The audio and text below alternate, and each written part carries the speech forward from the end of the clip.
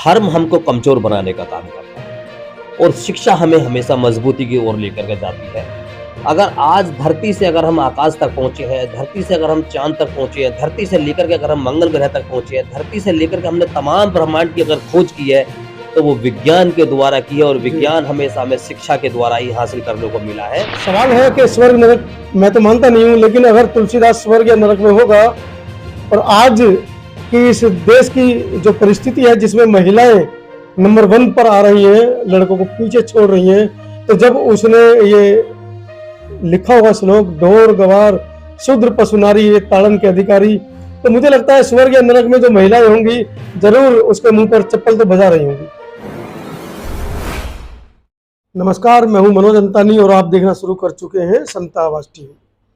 मेरे साथ आज विजेंद्र भारती जी हैं, भीम सेना के राष्ट्रीय उपाध्यक्ष हैं, किसी परिचय के मोहताज नहीं है। एक बड़े मुद्दे को लेकर मैं आज इनके पास पहुंचा हूं और चर्चा करेंगे। जब एक आदमी सफल होता है तभी समाज को क्यों उसकी याद आती है, क्या समाज का उसकी उन्नति में या उसके टॉपर बनने में कोई योगदान रहा, या सिर्फ समाज जब वो व्यक्ति टॉपर बनकर निकलता है तो समाज चाहता है कि मेरे सिर पर इस जाति के बच्चे का या इस जाति के टॉपर का जो ताज है वो पहन लिया जाए।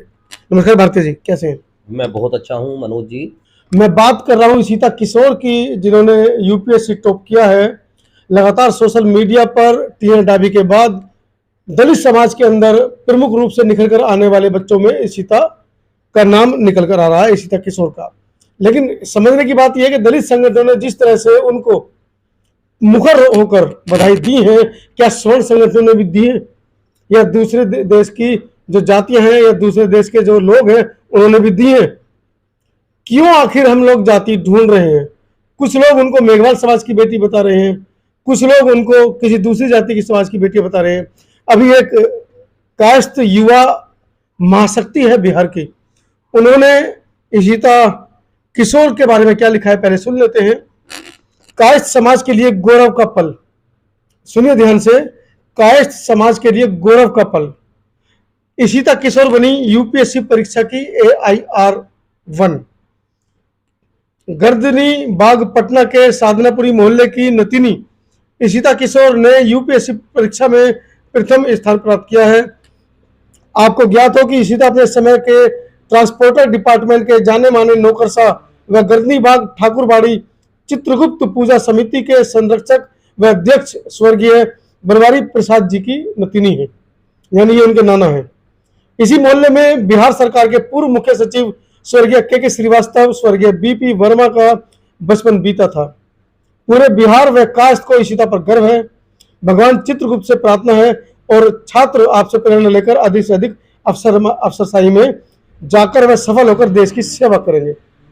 आपको मैं बता दूं, चित्रगुप्त जो भगवान है वो कायस्थ समाज के भगवान है और उनके हाथ में पेन है, यानी कि वो भी कलम की बात करते हैं, वो भी शिक्षा की बात करते हैं। लेकिन आप देखिए कि कायस्थ समाज को भारती जी ना तो ब्राह्मण में गिना जाता है, ना क्षत्रिय में गिना जाता है, ना वैश्य में गिना जाता है, ना शूद्र में गिनाया जाता है। मतलब हिंदू वर्णमाला के किसी भी वर्ण में वैश्य समाज नहीं आता है। लेकिन उसके बावजूद तमाम दलित संगठन उस बेटी को बधाई दे रहे हैं। हालांकि समता आवाज टीवी के माध्यम से उस बेटी को बधाई, उसके साथ 4 और टॉपर लड़कियां बनी हैं, उनको बधाई। 10 में से 6 लड़कियों ने टॉप किया है और 100 में देखा जाए तो 50% से ज्यादा लड़कियों ने टॉप किया है। उन सभी को पहले तो हम बधाई दे देते हैं। लेकिन ये जातिवाद क्यों ढूंढ रहे हैं? क्या इस जाति के लोगों में, अगर हम इन बच्चों से टॉपर से पूछें कि आपकी सफलता के पीछे किस जाति का हाथ है, क्योंकि इशिता किशोर ने अपने इंटरव्यू में बताया है कि वो प्राइवेट जॉब कर रही थी, कहीं ना कहीं आर्थिक स्थिति इतनी अच्छी नहीं थी, लेकिन किसी ने भी उनको नहीं पूछा होगा कि आपके घर की स्थिति दयनीय है, आओ हम आपकी मदद करें। और जहां वो यूपीएससी टॉप कर लेती है, बधाइयों का तांता लग जाता है। बहुत बहुत धन्यवाद मनोज जी, और आपके दर्शकों को भी मेरा साधुवाद। जय भीम।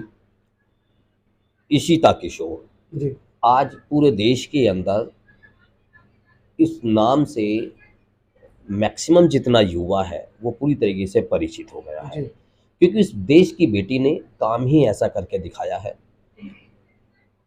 देश के अंदर आईएएस रैंकिंग की अगर मैं बात करूं यूपीएससी की, तो उसमें प्रथम नंबर उसने पाया है।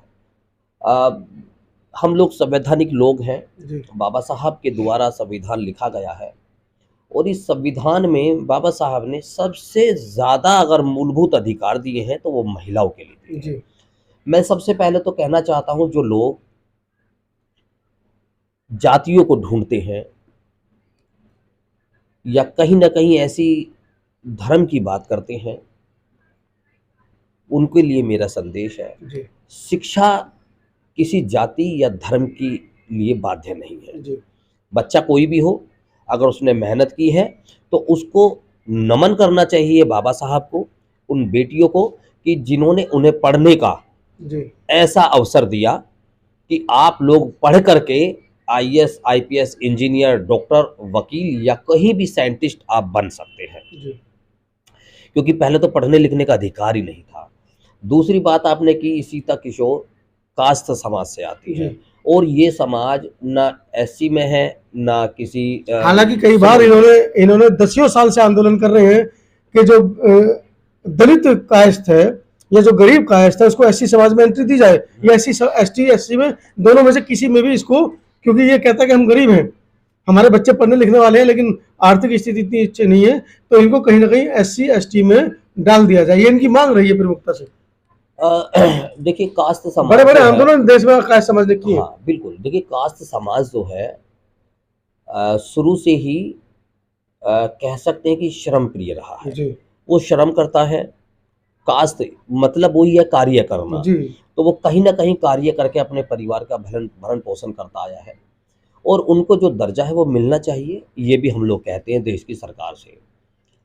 सबसे पहले तो मैं तमाम उन बच्चियों को और उन बच्चों को, और साथ में हो सकता है कुछ उसमें एज में हम सब बहुत ज़्यादा भी हैं, जी तो उन सभी अभ्यर्थियों को मैं विजेंद्र भारती है उनको सभी को बहुत बहुत हार्दिक मंगल कामनाएं देता हूं कि आप लोगों ने काफ़ी मेहनत की है और इस रिजल्ट को पाने में आपने रात दिन आपने एक किए हैं और उसमें कहीं बहुत बड़ा योगदान आपके माता पिता का भी रहा है, आपके गुरुजनों का रहा है और ये योगदान मैक्सिमम जो महिलाएं हैं, हमारी समाज की बेटियां हैं, उसमें बाबा साहब का भी रहा है, तो सभी बधाई के पात्र हैं। जी इशिता किशोर के साथ साथ में मनोज जी, जो टॉप 4 रैंक है, जी उस टॉप 4 रैंक में एक बच्ची है जो तीसरे नंबर पर आई है, जो मिश्रा कह सकते हैं कि सामान्य वर्ग से, स्वर्ण जाति से आती है।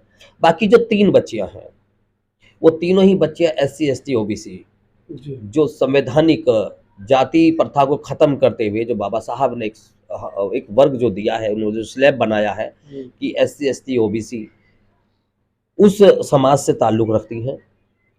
सभी बेटियां बधाई की पात्र हैं, उन्होंने बहुत मेहनत की है और उस मेहनत के बल पर उन्होंने रिजल्ट इस देश को दिया है। इसके साथ ही जो एक आज जो बात हो रही है कि जातियां ढूंढी जा रही जी है, ऐसे ही एक सब्जेक्ट पर अगर मैं आपको थोड़ा सा अतीत में लेकर के चलूं, ज़्यादा पुराना नहीं है, जी इसी तरीके की मेहनत देश के लिए झंडा फहराने के लेकर के, देश के लिए पूरे विश्व के अंदर खेल प्रतिस्पर्धा हो, एथलीट हो, रनिंग हो या किसी भी तरीके की, जब वो देश का नाम रोशन करते हैं, जी देश का गौरव बढ़ाते हैं, तो वो देश की बेटी होती है। आज इशिता ने प्रथम रैंकिंग पाई है, तो उसको देश की बेटी कहा जा रहा है। कुछ लोग उसमें जातिवाद ढूंढ रहे हैं। ऐसे ही जब इन खिलाड़ियों ने इस देश का नाम रोशन किया था, देश के राष्ट्रीय ध्वज को दुनिया भर के अंदर उसको फहराया था, तब वो देश की बेटियां थीं। लेकिन जैसे ही उनके ऊपर कहीं ना कहीं उनका शोषण हुआ और वो धरने पर बैठ गई, तब उनके अंदर वो जातियां ढूंढने जाती। ये आरोप तो गोल्ड मेडलिस्ट प्रिया मेघवाल जो राजस्थान से आती हैं उन्होंने भी लगाए थे कि मैं गोल्ड मेडल लेकर आई हूं, लेकिन एयरपोर्ट से राजस्थान तक मैं पहुंच गई, देश की किसी मीडिया को नहीं पता, देश के किसी मंत्री को नहीं पता, शासन अध्यक्ष को नहीं पता। मतलब क्योंकि वो जिस जाति से आती हैं, कहीं ना कहीं वो भी जातिवाद का आरोप लगा रही हैं पूरे सरकार के ऊपर। बिल्कुल, बहुत अच्छा कहा आपने। आज मैं बात करूं साक्षी मलिक की, जी विनीता फोगाट की या और अन्य खिलाड़ियों की। जब साक्षी मलिक ने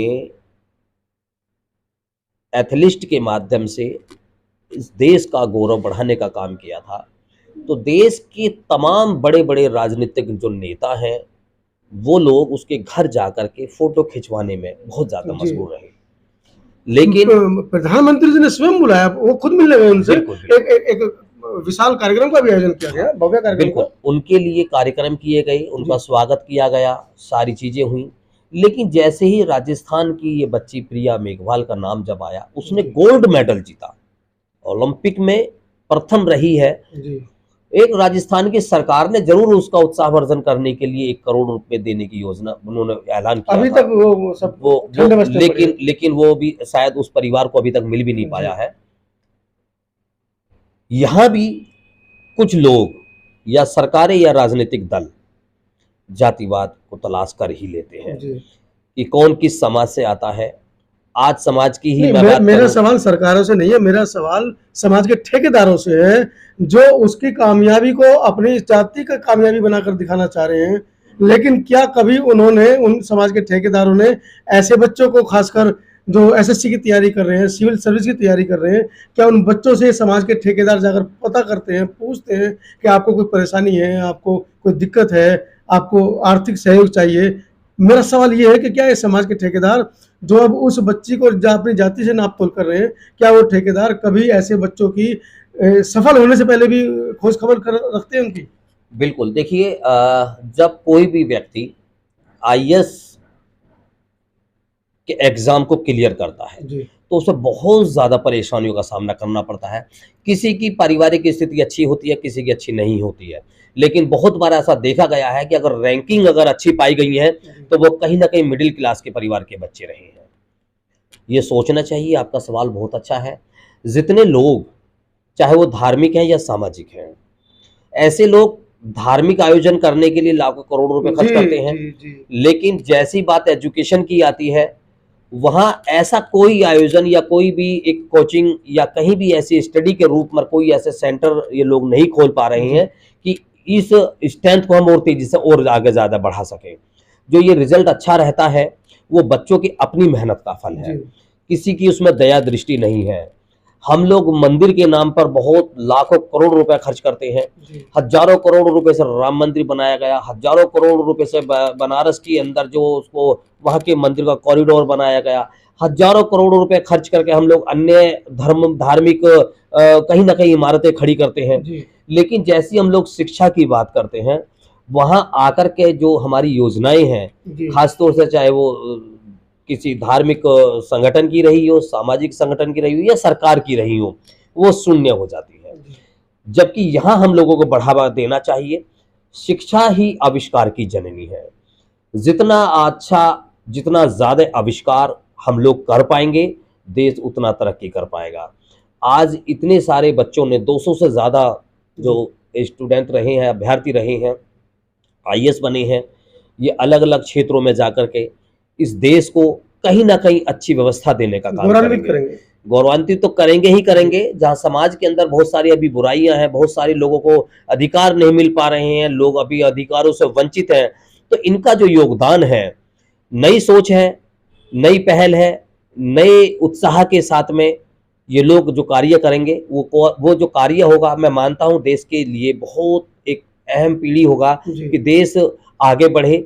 देश का जो भविष्य है, देश की जो युवा पीढ़ी है, उसको भी इससे जज़्बात मिलेंगे कि हमें भी कुछ आगे करने के लिए ऐसे अवसर प्राप्त हों, तो वो ज़्यादा अच्छा होगा। तो मेरा संदेश ख़ास तौर से धार्मिक लोगों के लिए है, जो धर्म के नाम पर तो बहुत ज़्यादा पैसा खर्च करते हैं, लेकिन जी जैसे शिक्षा की बात आती है, उस शिक्षा से उस वर्ग को वंचित कर देते हैं, जो वर्ग, जो बच्चे, जो स्टूडेंट, जो बेटियाँ, जो ख़ास तौर से वो चाहे किसी भी जाति या धर्म के हैं, वंचित रह जाते हैं। तो हमें सबसे ज़्यादा अगर प्रयास करने हैं, सबसे ज़्यादा अगर हमें योजनाएँ लानी है, शिक्षा के क्षेत्र में हमें लानी चाहिए। भारत ही एक ऐसा देश है जो शिक्षा में पिछड़ा हुआ है। अगर हम भारत में ही अगर हम साउथ की तरफ चलते हैं, तो वहाँ स्ट्रेंथ बहुत अच्छी पाई गई है। जी केरल जैसे राज्य में भी 90-95% लोग जो है वहाँ साक्षरता के मामले में बहुत आगे हैं। जी यही स्ट्रेंथ अगर हम बाहर के देशों की अगर मैं बात करूँ, हम कल्पना करते हैं अमेरिका के साथ, हम कल्पना करते हैं रूस के साथ, जर्मनी के साथ, ऑस्ट्रेलिया के साथ, कनाडा के साथ, तो वो देश शिक्षा के क्षेत्र में बहुत आगे बढ़ चुके हैं। वहाँ शिक्षा पूरी तरीके से फ्री है, लेकिन यहाँ शिक्षा फ्री नहीं है। अगर एक बच्चा देखिए आईएएस बनना, आईपीएस बनना, इंजीनियर बनना, डॉक्टर बनना, हर एक स्टूडेंट का सपना सपना होता होता है है। कि वो चाहता है कि मैं आगे बढ़ करके कुछ बनूं, अपने परिवार का, अपने माता पिता का नाम रोशन करूं, अपने उस गुरु का नाम रोशन करूं जिससे मैंने शिक्षा ली है। लेकिन वो कहीं ना कहीं वंचित रह जाता है, वो उस शिक्षा से पूरी तरीके से अलग हो जाता है कि उसके पास में वो साधन नहीं हो पाते, वो पैसा नहीं हो पाता, वो पूंजी नहीं हो पाती कि वो अच्छी कोचिंग लेकर के जी। इस तरीके के स्टडी वो कर सके। तो हमें सोचना चाहिए, ये हमारे लिए एक बहुत ही कह सकते हैं कि शर्म की बात है कि हम शिक्षा को लेकर के आज भी जागे हुए नहीं है। अगर मैं बात करूं पूरे देश भर में आज भी बहुत सारे पद ऐसे हैं जो खाली हैं, क्योंकि हमारे पास में होनहार बच्चे नहीं, होनहार हमारे पास में अभ्यर्थी नहीं है। अभ्यर्थी कहाँ से आए? क्योंकि इस जो शिक्षा का जो स्तर है वो अच्छा नहीं है, और शिक्षा का स्तर हम तभी अच्छा कर पाएंगे जब हम लोग धार्मिक प्रवृत्ति से बाहर निकले। साथियों, जितने बच्चे यूपीएससी में टॉप किए उनमें से अधिकतर बच्चे बिहार के हैं, और आज के साक्षात्कार के माध्यम से मैं बिहार की सरकार से भी ये कहना चाहता हूं कि वो अपनी छाती पर तमगा लगाने को तैयार है कि बिहार के बच्चों ने यूपीएससी टॉप की है या यूपीएससी में रैंकिंग उन्होंने बढ़ाई है। लेकिन बिहार सरकार से ये सवाल है कि बिहार सरकार के वो बच्चे या बिहार के वो बच्चे क्या बिहार में रहकर इस मुकाम को हासिल कर पाए? नहीं। अगर उनको बिहार में रहकर ये सुविधा मिली होती तो इशिता किशोर दिल्ली में पढ़कर नंबर 1 की रैंक पूरे देश में नहीं ला पाती। बाकी के दूसरे बच्चे भी दिल्ली एनसीआर में पढ़कर या बिहार से बाहर दूसरे राज्यों में पढ़कर वो अपने आप को साबित कर पा रहे हैं। तो हमें सोचना होगा इस ओर भी कि बिहार के अंदर ही अभी आप देखिए 10 दिन पहले बिहार में एक ढोंगी पाखंडी बाबा का एक बहुत बड़ा पंडाल लगा, करोड़ों रुपए खर्च हुए। अगर वो करोड़ों रुपए इन बिहार के बच्चों के ऊपर खर्च कर दिए जाते तो मुझे लगता है कि बिहार के इन होनहार बच्चों को बिहार छोड़कर दिल्ली एनसीआर जैसे बाहर दूसरे क्षेत्रों में आकर तैयारी नहीं करनी पड़ती। आपको क्या कहना है इस वीडियो के बारे में? और हाँ, बिहार के होनहार बच्चों के बारे में एक लाइक तो बनता ही है। देश का गौरव बिहार के बच्चे, जिन्होंने पहली ही बार में खासकर इस देश की वो महिला आबादी जिसको आजादी के 75 साल बाद भी ये पुरुषवादी जो व्यवस्था है उसको आजादी देने को तैयार नहीं है। 4 बेटियों ने यूपीएससी टॉप किया है। कहीं ना कहीं एक करारा तमाचा है जो पूरे साल जो रामचरितमानस के दोहे के ऊपर जो चर्चा चली है, ढोर गवार शूद्र पशु नारी ये सब ताड़न के अधिकारी, तो इन ताड़न के अधिकारी बेटियों ने एक तमाचा भी मारा है। बिल्कुल, देखिए मैंने अभी पहली लाइन में भी कहा था, धर्म हमको कमजोर बनाने का काम करता है और शिक्षा हमें हमेशा मजबूती की ओर लेकर के जाती है। अगर आज धरती से अगर हम आकाश तक पहुंचे हैं, धरती से अगर हम चांद तक पहुंचे हैं, धरती से लेकर के अगर हम मंगल ग्रह तक पहुंचे हैं, धरती से लेकर के हमने तमाम ब्रह्मांड की अगर खोज की है, तो वो विज्ञान के द्वारा की है, और विज्ञान हमेशा हमें शिक्षा के द्वारा ही हासिल करने को मिला है। धर्म की बात कर करके हम लोग कमजोर बनने का काम करते हैं, लेकिन हम लोग शिक्षा की बात करें। दूसरा संदेश जो अभी आपने कहा, ये धार्मिक जो गुरु है, धार्मिक जो कह सकते हैं एक अलग कहीं ना कहीं लोगों को गुमराह करने का काम करते हैं। आजकल एक नया प्रचलन चल गया है कि एक धीरेन्द्र शास्त्री जो जाति से तो गर्ग है, बनिया है, लेकिन उसने अपने नाम के आगे एक ब्राह्मण शब्द जोड़ करके इस देश को गुमराह करने का काम कर रहा है।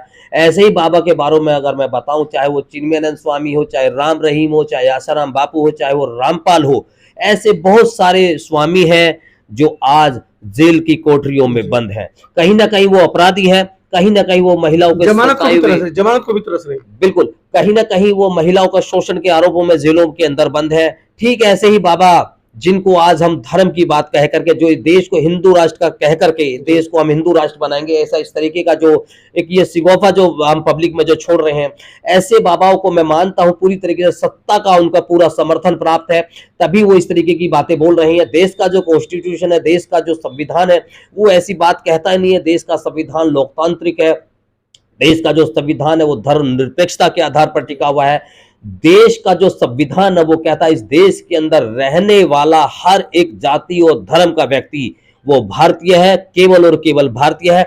धर्म की अगर हम बात करते हैं वो हमारे आस्था का विषय हो सकता है, लेकिन ये आस्था हम लोग किसी के ऊपर जबरदस्ती नहीं थोप सकते। अगर ऐसा हम करते हैं तो ये क्राइम है, ये अपराध है।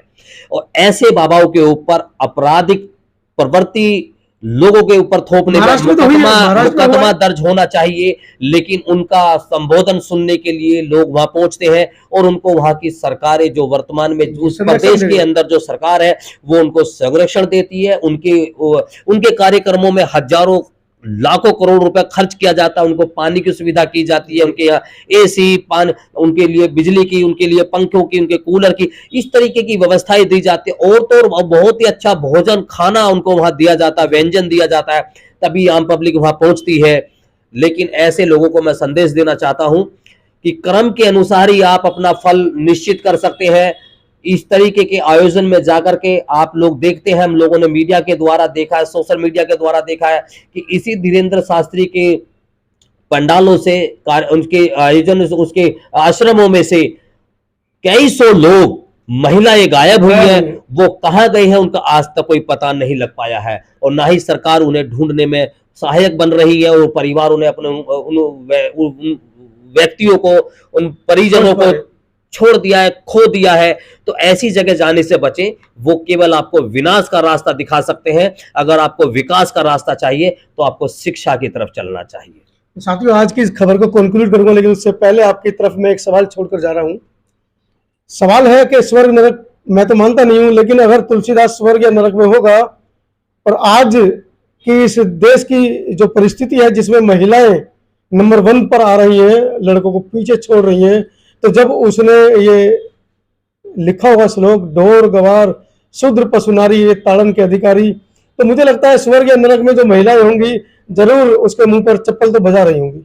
आपका क्या कहना है इस बारे में कमेंट सेक्शन में जरूर लिखिएगा। धन्यवाद, धन्यवाद आपका भी सर।